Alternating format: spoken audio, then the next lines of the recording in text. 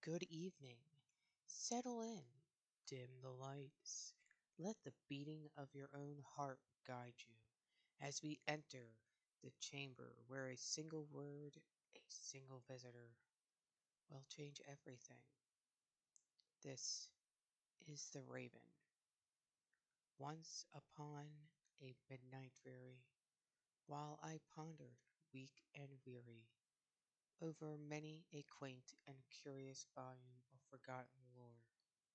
While I nodded, nearly napping, suddenly there came a tapping, as of someone gently rapping at my chamber door. "'Tis some visitor," I muttered, tapping at my chamber door.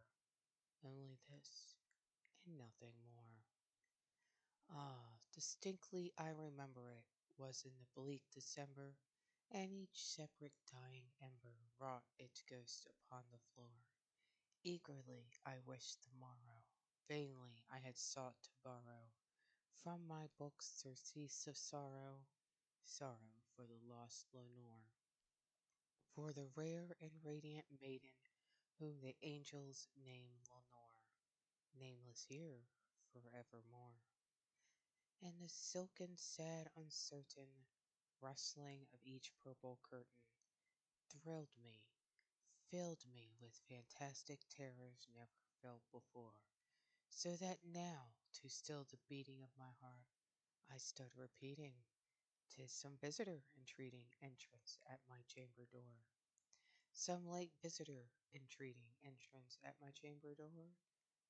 This is it, this it is, and nothing more." Presently my soul grew stronger, hesitating then no longer. "Sir," said I, "or Madam, truly your forgiveness I implore.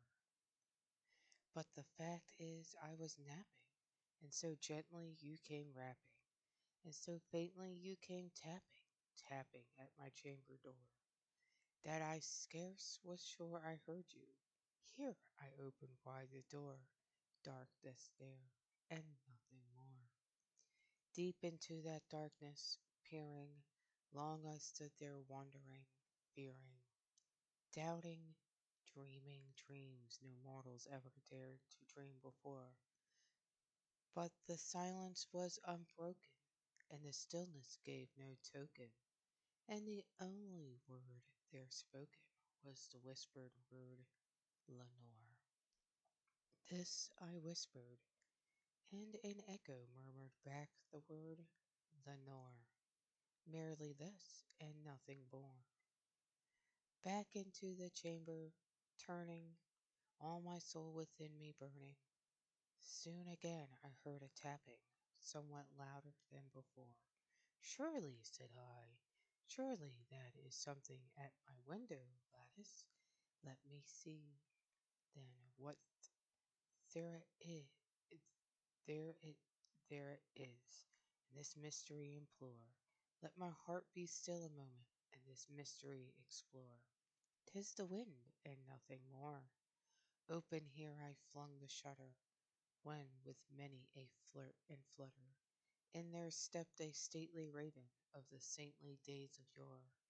Not the least obstinance made he, not a minute stopped or stayed he, but when the mine of lord or lady perched above my chamber door, perched upon a bust of Pallas just above my chamber door, perched and sat, and nothing more. Then this ebony bird beguiling my sad fancy into smiling, by the grave and stern decorum of the countenance it wore. "Though thy crest be shorn and shaven, thou," I said, "art sure no craven, ghastly, grim, and ancient raven, wandering from the nightly shore. Tell me what thy lordly name is on the night's Plutonian shore." Quoth the raven, "Nevermore." Much I marveled this ungainly fowl to hear discourse so plainly, though its answer little meaning, little relevancy bore, for we cannot help agreeing that no living human being ever yet was blessed with seeing bird above his chamber door, bird or beast upon the sculptured bust above his chamber door, with such name as Nevermore.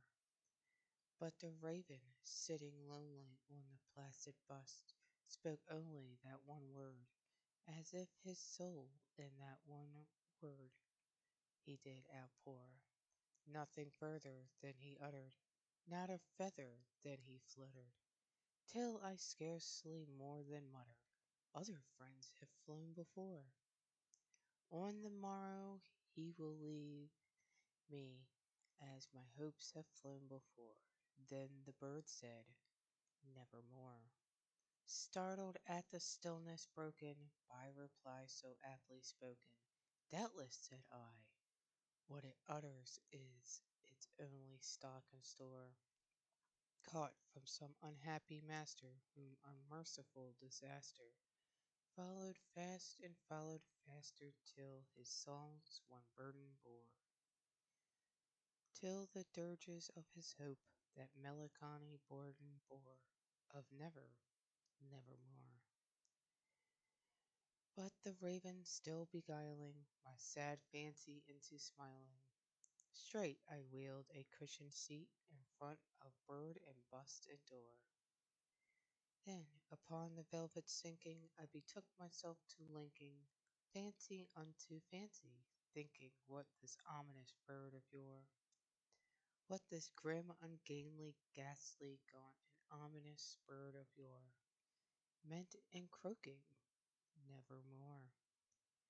This I sat engaged in guessing, but no syllable expressing to the fowl whose fiery eyes now burned into my bosom's core.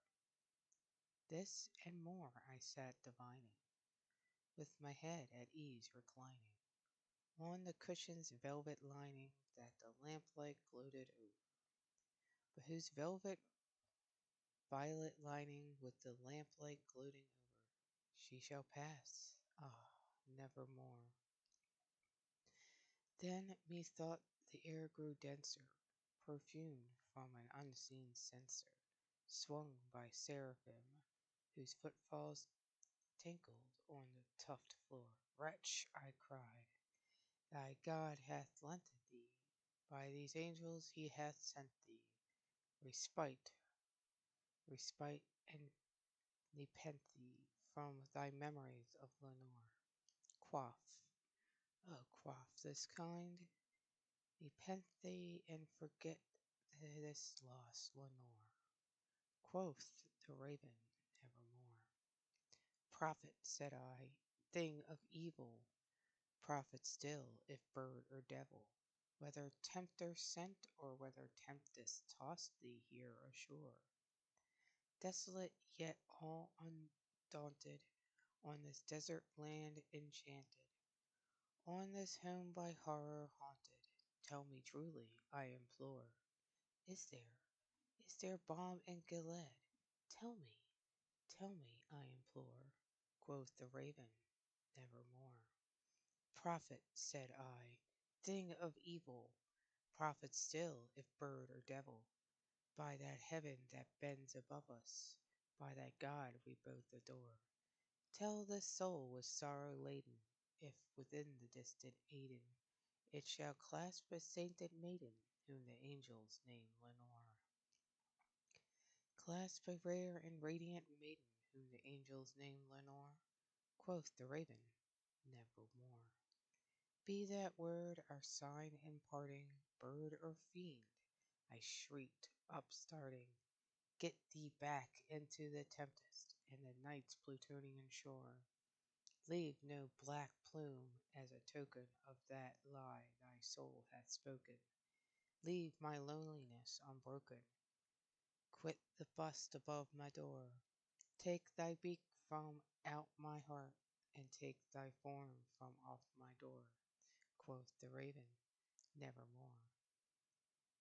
And the raven, never flitting, still is sitting, still is sitting.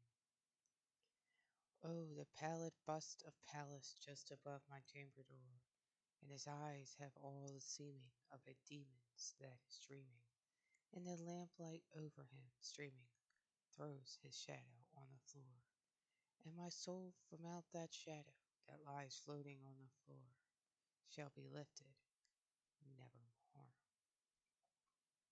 And that was The Raven by Edgar Allan Poe. This is Raven Cross. Like and subscribe. Have a good night.